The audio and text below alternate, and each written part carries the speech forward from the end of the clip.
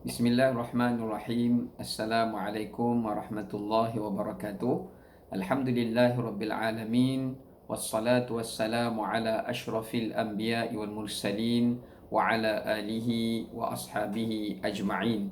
Qala rabbi shrah li sadri wa yassir li amri wahlul 'uqdatam min lisani yafqahu qawli, amma ba'd.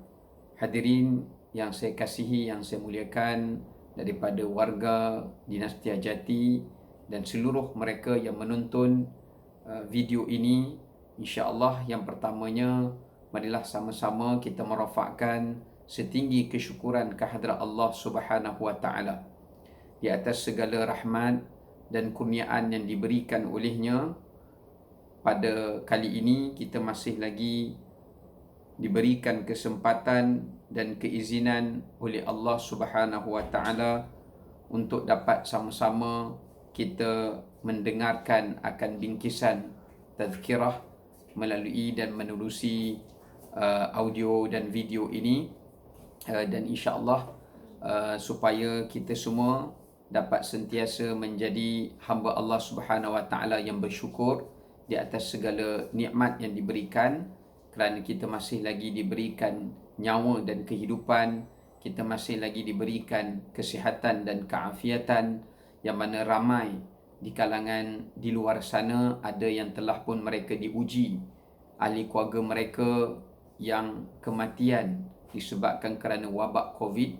Di samping itu juga ada di antara sebahagian kita yang mana mereka itu telah pun diuji dengan nikmat kesakitan, yang sedang bertarung nyawa ataupun yang sedang terlentang di atas katil hospital ataupun yang sedang dalam tahanan kuarantin kerana ujian wabak yang melanda tanah air kita pada kali ini. Ialah merupakan salah satu daripada peringatan daripada Allah untuk kita mengambil pengajaran dan iktibar.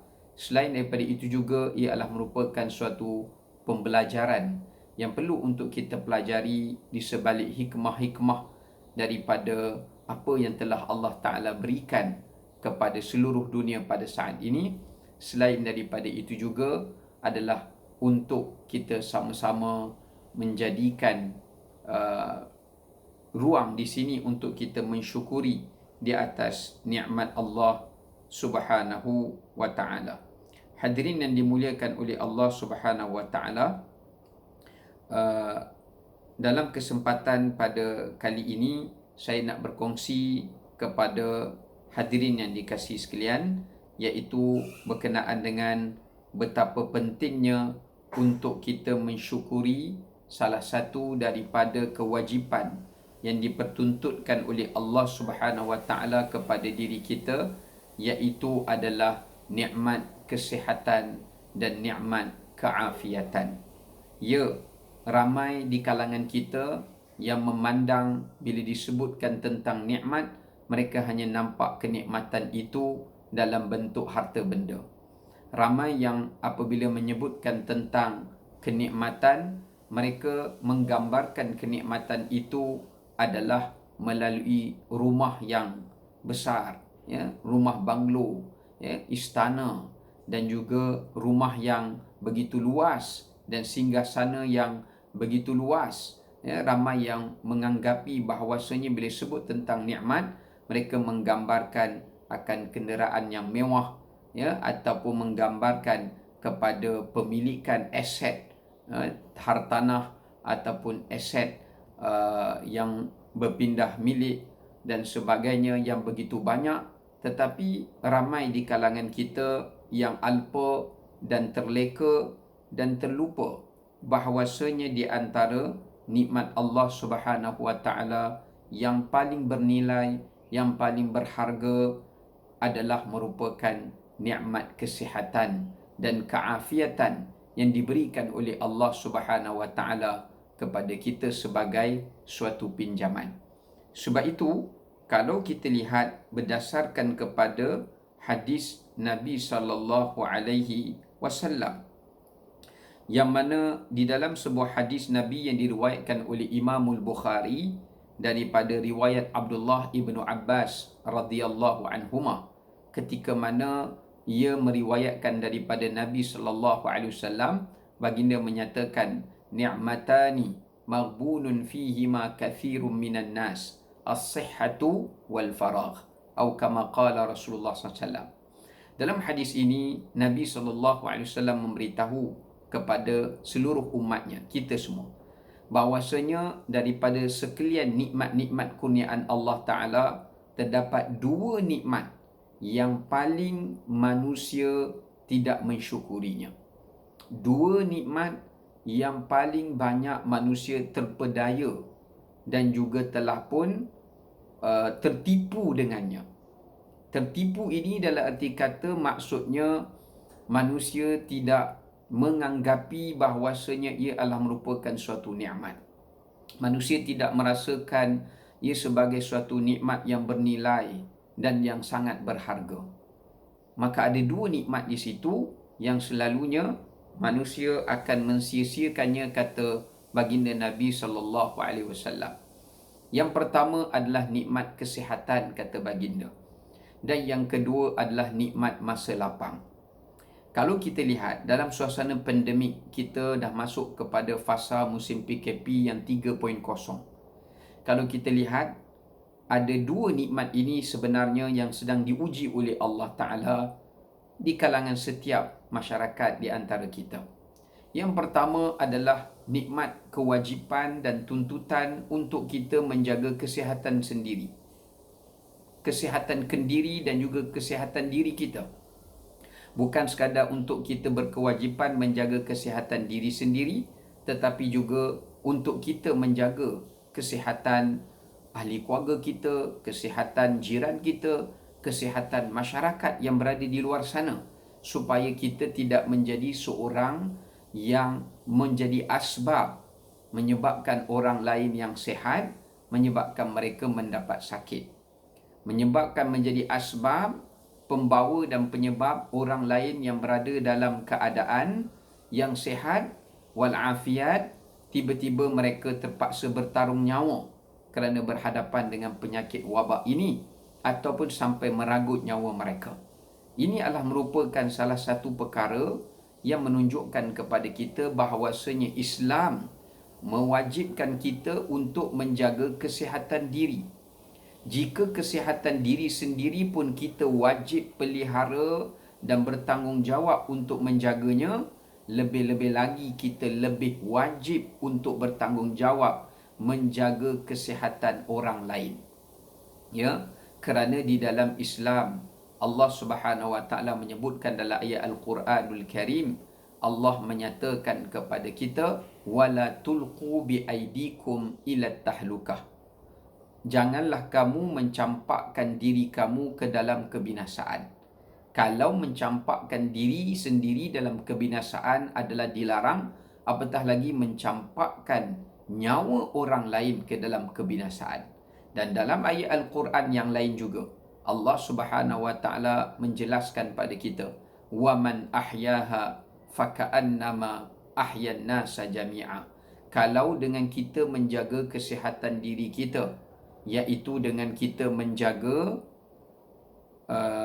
SOP supaya kita mengikut garis-garis panduan agar kita tidak menjadi golongan yang menjadi penyebab dan asbab kepada orang lain, membahayakan nyawa kepada orang lain dan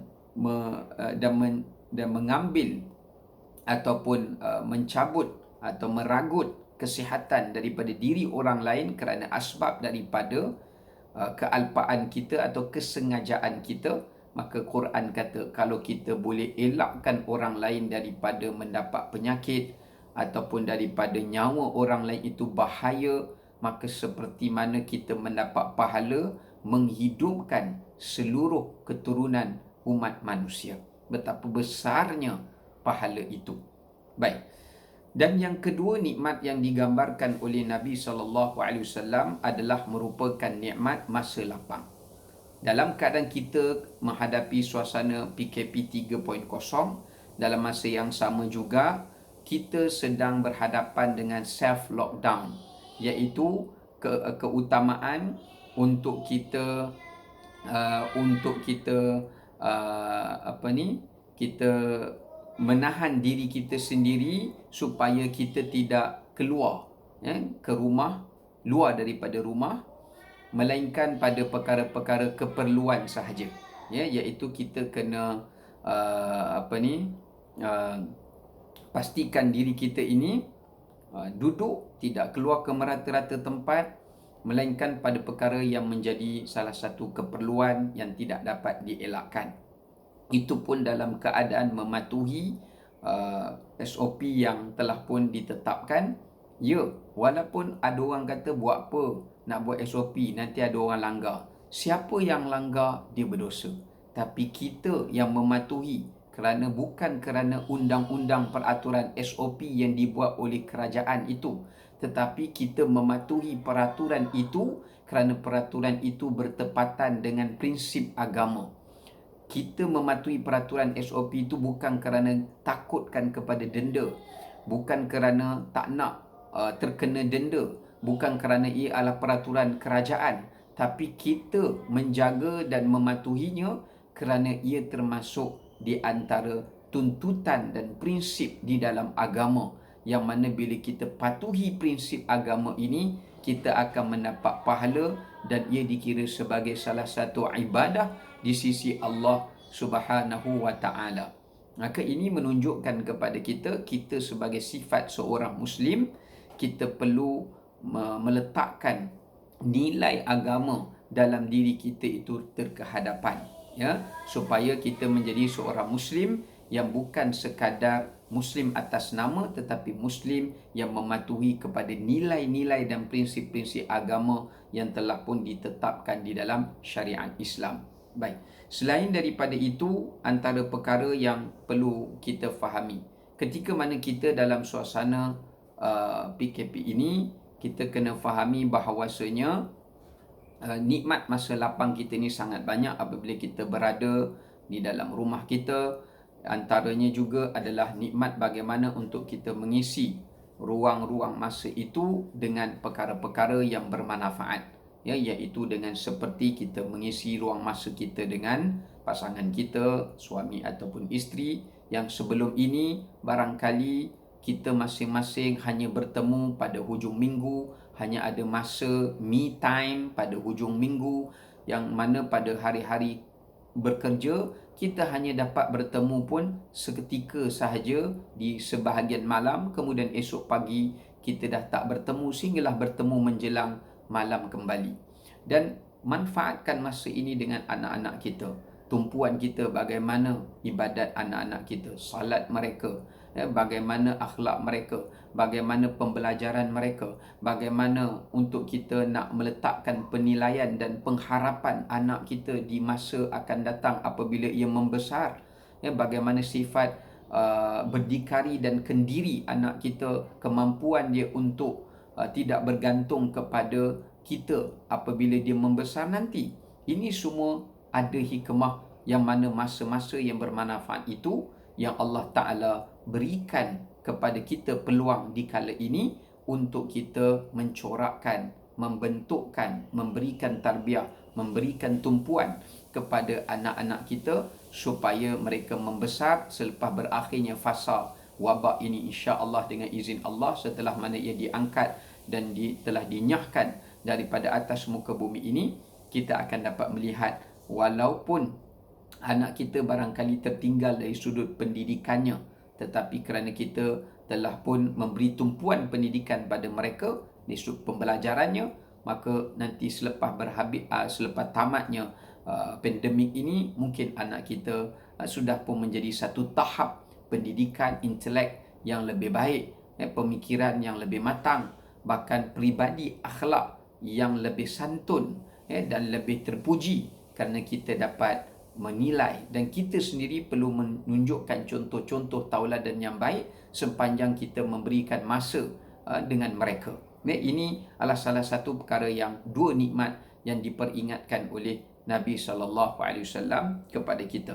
Cuma yang saya nak tumpukan di sini adalah nikmat kesihatan. Baik. Sebab itu kalau kita lihat dalam hadis yang lain, Nabi SAW menyatakan irtanim khamsan qabla khamsin. rebutlah kamu 5 perkara sebelum datang kepada kamu 5 perkara. Salah satu daripada 5 perkara itu adalah masa sihat kamu sebelum datang masa sakit kamu. Dikala mana Allah memberikan kita sihat, kita wajib menjaga batang tubuh kita ini dengan apa jua cara sekalipun untuk mengelakkan daripada kita mendekati penyakit atau kita membawa penyakit ataupun kita membahayakan diri kita dengan membuat perkara-perkara yang mengundang penyakit menimpa ke atas kita. Sebab itu ramai orang yang di luar sana yang salah faham bahawasanya menjaga kesihatan ni salah satu daripada tuntutan dan ibadah yang umum. Kerana apa? Kerana ia adalah merupakan salah satu perkara yang dituntut oleh agama.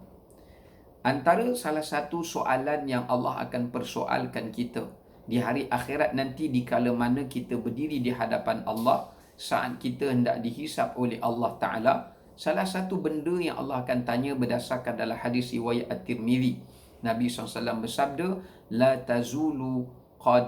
tazula qadama abdin hatta yus'ala an arba'. Tidak akan berganjak kaki anak Adam itu sehingga mereka akan disoal akan 4 perkara. Salah satu daripada 4 perkara yang Allah akan tanya kita, yang kita akan disoal, bererti dia merupakan salah satu tanggungjawab yang penting, yang mana ia juga sepenting kita menjaga ibadah-ibadah yang khusus, ya, yang mana salat pun Allah akan tanya, demikian juga kesihatan kita pun Allah akan tanya.